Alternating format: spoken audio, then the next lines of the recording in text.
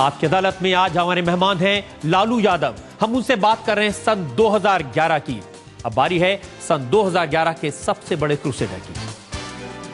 आपकी अदालत में अब लालू यादव से पूछेंगे 2011 में ब्लैक मनी के खिलाफ सबसे बड़े क्रूसेडर स्वामी रामदेव के बारे में। लालू जी, बाबा रामदेव ने काले धन के खिलाफ लड़ाई शुरू की और आपने उनके खिलाफ मोर्चा शुरू कर दिया। रामदेव स्वामी नहीं है,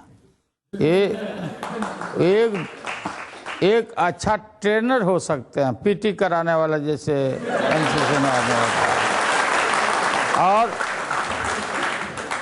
सेना में भी होता, सुबह में उठ के पीटी कराओ, कूद फान करो। और ये जब देखा बहुत सारे रोगी, बीमारियां लोग, शुगर के बीमार लोग जिनका फेफड़ा खराब हो रहा है,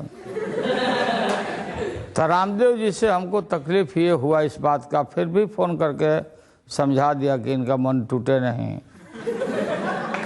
मैंने ये कहा कि भाई आप जो आह्वान किए थे रामलीला मैदान में कि देश भर के सब रोगी लोग आए, सब तरह के लोग आए, कि इस बार साष्टांग योग होगा रामलीला मैदान में, जो झंझट लेके सब आए, देखा होगा सब लोगों ने। और जब पुलिस गई तो आपने कुदान योग क्यों कर दिया, ये मैंने कहा। और फिर इसमें लड़की का वस्त्र पहन करके जल्दी से घसक जाना,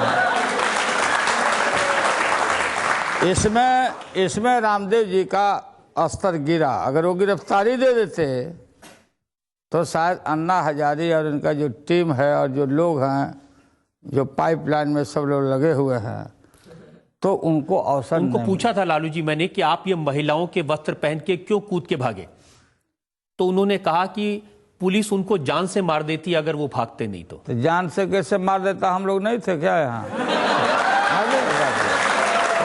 का बात करता उस पक्ष में आपने देखा होगा ना कि पुलिस तो अभी जा ही रही है कि अब बंद किया जाए या जो भी हो, गलत किया सही किया। लेकिन एक जमाने में तो आप भी रामदेव बाबा के साथ बैठ के अनुलोम विलोम, सांस ऊपर नीचे करते थे।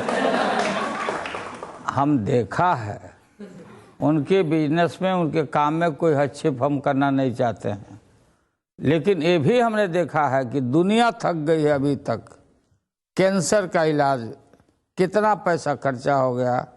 रामदेव जी के सेंटर पर मैं कई एक बार गया, उसमें देखा भाई बोलो कितना आदमी को कैंसर ठीक हुआ, उसमें 10 आदमी मिलता, 5 आदमी खड़ा हो गया।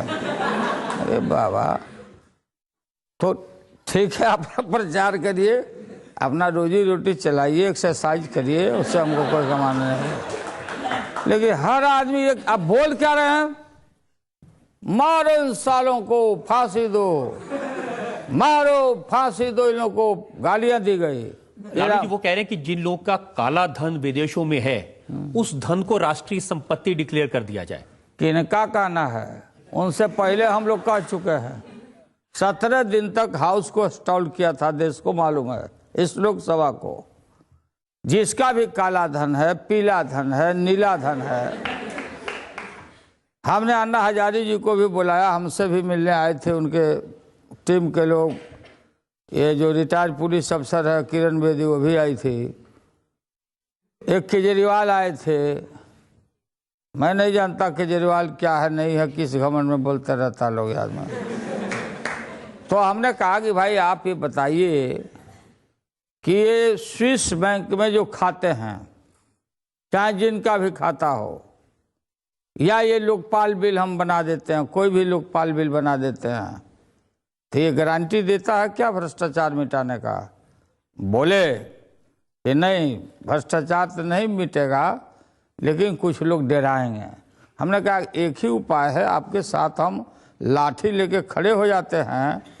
जिनका भी काला धन, पीला धन, नीला धन, बैंक में खाता, farmhouses, apartment, bank account, एक ही उपाय है भ्रष्टाचार मिटाने का, सबको निकालने का, कि आप यह सरकार पर दबाव डालिए, जब आपको सरकार से दोस्ती हुई है तो, कि सारे लोगों के संपत्ति को सरकार कानून बना के टेक ओवर करे और रिडिस्ट्रीब्यूट करे। जिनकी संपत्ति ली जाए 1 यूनिट उनको छोड़ दिया जाए, ताकि उनके भी बाल बच्चे हैं। तो यही बात तो बाबा रामदेव कह रहे हैं जो आप कह रहे हैं। कहाँ बाबा रामदेव कर रहे हैं? बाबा रामदेव का तो अब फिर आगे हम कुछ बोलना नहीं चाहते हैं उनके विषय में, ज़्यादा नहीं बोलना चाहते। अब वो जानते होंगे उनको कहाँ कहाँ फंसाया, कहाँ वो कांग्रेस पार्टी के लोग क्या इनकम टैक्स किया है। एयरपोर्ट पर लेने के लिए 5-5 मंत्री गए थे, रेड कारपेट बिछाया उनके लिए, रामदेव जी के लिए। हम कहीं कौन चीज हो रहा है भाई, रामदेव जी क्या बिठाया इस। अब वो गए, रामदेव को लाए लो। अमरधार में अब यही अन्ना हजारी जी का टीम उस टीम में नहीं लिया उस समय। केजरीवाल और प्रशांत भूषण बोला कि रामदेव जी को भी इसमें लिया जाती। लोग बोला वो काम है, ये पढ़ाई लिखाई का काम है, जाकर कहो जोग करे। वो बोला था ना जी, यही लोग बोला था। अभी जब आदमी नहीं जुटा इन लोगों को बम्बई में और यहाँ भी, तो लोग बोला कि रामदेव जी को इनवाइट करो। तो रामदेव जी को इनवाइट करेगा तो रामदेव जी का कोई जमात नहीं ना है। इनके साथ जो बीमारू लोग हैं, स्वास्थ्य जिनका खराब है, तो वो लोग ना है। लेकिन जब उन्होंने रामलीला मैदान में अपना आंदोलन किया था तो उसमें तो लाखों लोग आए थे। किन के? स्वामी रामदेव के। अच्छा था ना उनका असर, क्योंकि लाखों से बेसी ना बीमारियां है देश में। वो बोले थे ना कि इस बार साष्टांग योग होगा। सन 2011 में अन्ना हजारे और रामदेव के अलावा सबसे ज्यादा चर्चा रही लोकपाल की। साल खत्म हो गया, ये नहीं पता चला कि लोकपाल पास हुआ या फेल। लोकपाल पर लालू यादव का क्या कहना है? लालू यादव ने लोकपाल को रोका या टोका? ये पूछेंगे लालू से एक ब्रेक के बाद। मेरे विषय में लिखा कि लालू यादव का 30,000 करोड़, 30,000 हमारा। हम तिमतिमाए क्या चल के सेंट्रल हॉल में इनका बुखार छोड़ा जाके कहा चल हमको हमारा पैसा दिवाओ।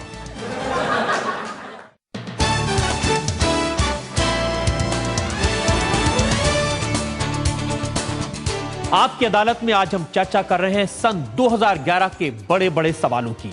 हमारे साथ इन सवालों के जवाब देने के लिए हैं लालू यादव, और अब बारी है सन 2011 के सबसे बड़े सवाल की। आपकी अदालत में अब लालू यादव से पूछेंगे सन 2011 के सबसे बड़े सवाल लोकपाल के बारे में। लालू जी, पूरे साल लोकपाल को लेकर आंदोलन चला, साल खत्म हो गया, लोकपाल बिल पास नहीं हुआ, इसके लिए कौन जिम्मेदार है? इसके लिए ईमानदारी से बतावें जी शुरू से मैं बोल रहा हूं कि जिस डाल पर हम बैठे हैं, जैसे कालिदास जी जिस डाल पर बैठे थे उसी डाल को काट रहे थे। ये सिस्टम है, संविधान है, ऐसा मैकेनिज्म बना। अब बताइए, देश का प्रधानमंत्री या लोग सुप्रीम कोर्ट के चीफ जस्टिस या उनका नामित आदमी और लीडर अपोजिशन नामित करेगा, नॉमिनेट करेगा लोकपाल।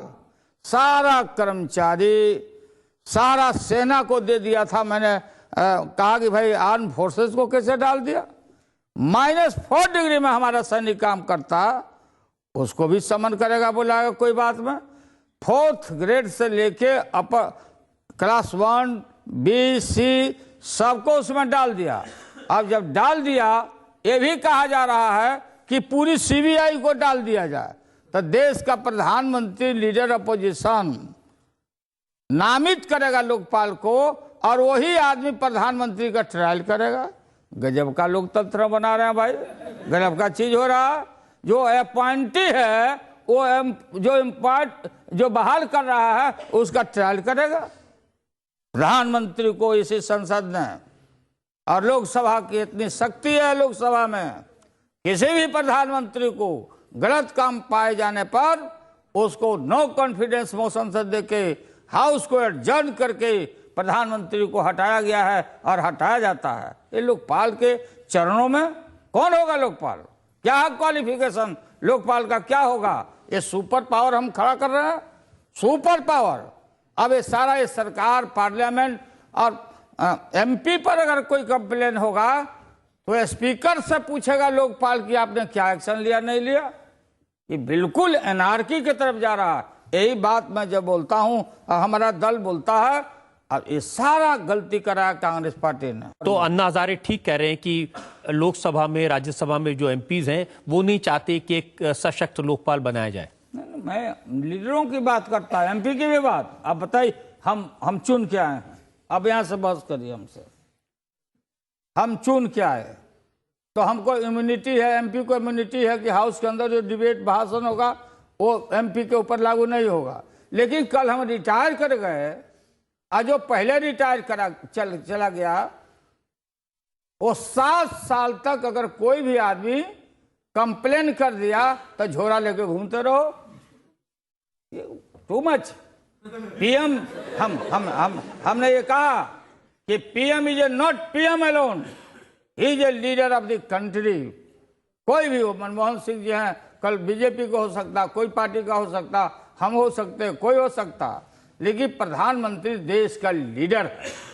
आज जिस दिन से केस कोई ठोक दिया, 50 हजारों केस शुरू होगा, हाउस में सब लोग बोला चोर है, चोर है, रिजाइन करो, रिजाइन करो। आज जाएंगे बाहर में दूसरे देश में तो वहां का शासक बोलेगा, अरे तो देश का जो प्रधानमंत्री है इंडिया का, ये तो चोर है, जल्दी जाने वाला है, इससे कोई समझौता मत करो।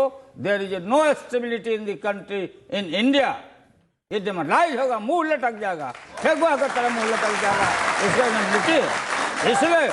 इसलिए हमने कहा कि प्रधानमंत्री को आउट रखो, इससे इन मत करो इससे। मेरा नाम स्मृति है। सर, आप कभी कहते हो कि लोकपाल बिल आना चाहिए, कभी कहते हो नहीं आना चाहिए, कहीं आप लोकपाल बिल से डर तो नहीं रहे? हम लोग देखो, हम लोग अहिर जात का है, हम लोग नहीं डरते किसी से, लेकिन लोकपाल बिल जो रूप में आ रहा है कमजोर है और हमारे संविधान के ढांचे को ध्वस्त करता है। आप बनाओ, हम लोग तो यही हमारा स्टैंड है, चेंज नहीं कर रहे हैं, देखो कुछ नहीं बना रहा सब। आप इस फेवर में हैं कि एक लोकपाल बनना चाहिए या नहीं है? नहीं, बनना चाहिए, सशक्त लोकपाल बिल हो और संविधान के ढांचे के अंदर होना चाहिए। और दूसरा सवाल जो स्वामी रामदेव उठा रहे हैं, विदेशों में जो भारत का काला धन है, उनका कहना है कि 400 लाख करोड़ रुपया बाहर के बैंकों में है, और पिछले 2011 में कैंपेन किया। भाई, मैंने इस सवाल को उठाया था इस बार फिर पार्लियामेंट में। एक पार्टी, बीजेपी के पार्टी का राज्यसभा का मेंबर है, मैं नाम नहीं लेना चाहता हूं, हवा में लहराया, सारे लोग का, बहुत सारे लोग अपने पार्टी का छोड़ करके और लहराया कि इन नेताओं का स्विस बैंक में इतना इतना है। मेरे विषय में लिखा कि लालू यादव का 30,000 करोड़, 30,000 हमारा, तो हम तिमतिमाए क्या, चल के सेंट्रल हॉल में इनका बुखार छोड़ा है, जाके कहा चल हमको हमारा पैसा दिवाओ, कमे दिवाओ। तो फिर हमारा दूसरा एमपी रोक दिया कि नहीं, हम मत कुछ बोलिए। तो गए तो वहां बोला कि नहीं नहीं, हम आपका, हम बोले भी नहीं थे, तो उस समझ गया कि क्या बात है। इस बात प्रणब मुखर्जी जी जो बोल रहे थे, मैंने पूछा पॉइंटेड कि बताओ कि देश के इतना तो आप बता दीजिए कि किस किस नेता का स्विस बैंक में पैसा जमा है, आप बताइए और जिम्मेवारी के साथ बताइए। प्रणब मुखर्जी ने कहा किसी भी नेता और एमपी का खाता स्विस बैंक में नहीं है। ये रिकॉर्ड की बात है, बता। आप मानते हैं कि किसी नेता का पैसा बाहर नहीं है? नहीं, तो रामदेव जी इनको, अब वो जानते, वो जाने, वो बोल दिए वो, लेकिन हमने कहा कि भाई यहीं पर अनशन क्यों कर रहे हो आप लोग, एक बार चले जाओ ना वहाँ, संसार भर में समर्थन है, और ऊँट हम मंगवा देते हैं 40 गो राजस्थान से, जाकर लाद के ले आओ, ले आओ वहाँ से, काला धन है तो निकाल, और निकाल के लावे, कांग्रेस पार्टी लावे। मैं कई बार खबरदार किया कि विलम्ब आप कर रहे हैं कांग्रेस पार्टी के लोग, फिर पैसा निकाल भी लेगा लोग, किसी का खतरा नहीं मिलेगा। लालू यादव से आज हम बात कर रहे हैं अन्ना हजारे के बारे में, स्वामी रामदेव के बारे में, हमने उनसे पूछा लोकपाल के बारे में। अब वक्त है ब्रेक का, ब्रेक के बाद सुनेंगे लालू यादव के जवाबों पर आज के जज ओम थांदी का फैसला आज के मुकदमे पर।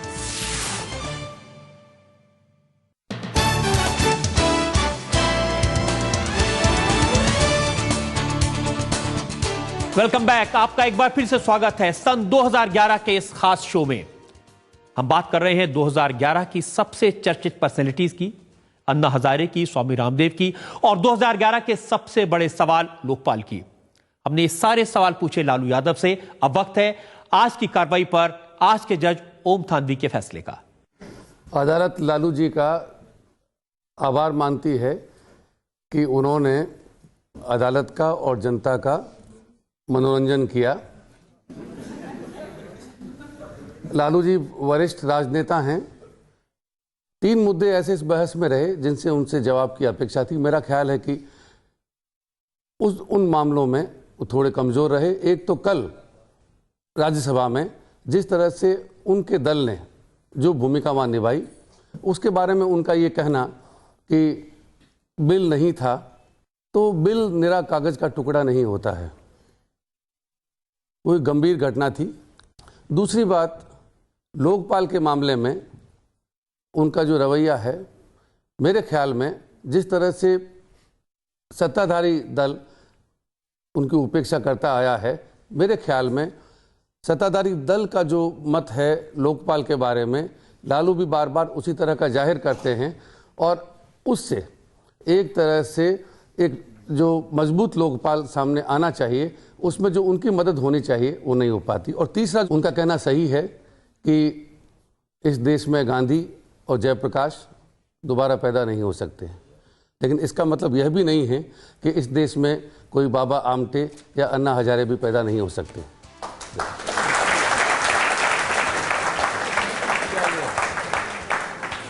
लालू जी को, जनता को, आप सबको 2012 के लिए हमारी शुभकामनाएं। आपसे अब अगली मुलाकात नए साल में होगी। तब तक के लिए नमस्कार। शुक्रिया।